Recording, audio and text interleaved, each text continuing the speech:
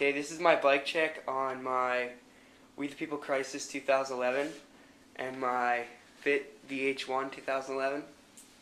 First I'm going to start with the We the People. It's got Salt Plus rims. I don't even know if those are good or not.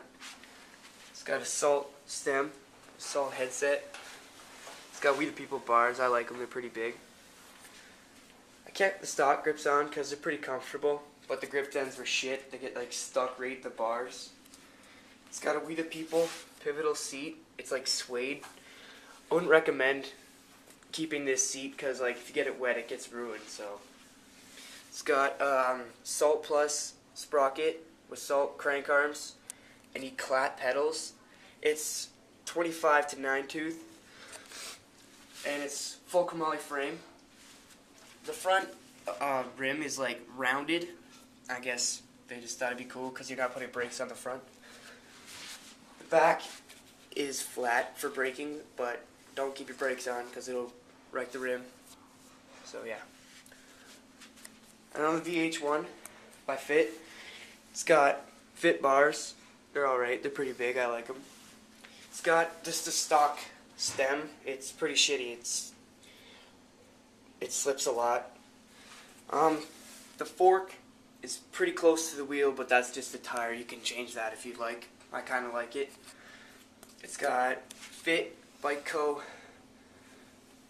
tires, I guess. And the rims are double walled. They're pretty sweet.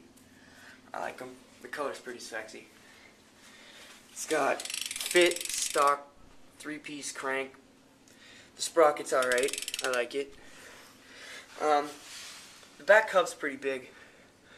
It's pretty cool though. It's got like a built-in hub guard kind of thing going on there.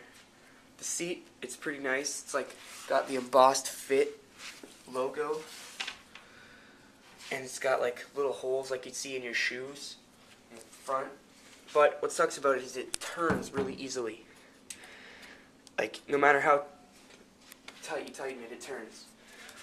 It's got 25 to 9 tooth driver and Fit stock pedals. They're not the same color as the wheels and the stem, but they're alright. They don't break. They're pretty strong. The back wheel's double walled too. Yeah. So these are my new 2011 We the People Crysis and my 2011 Fit VH1.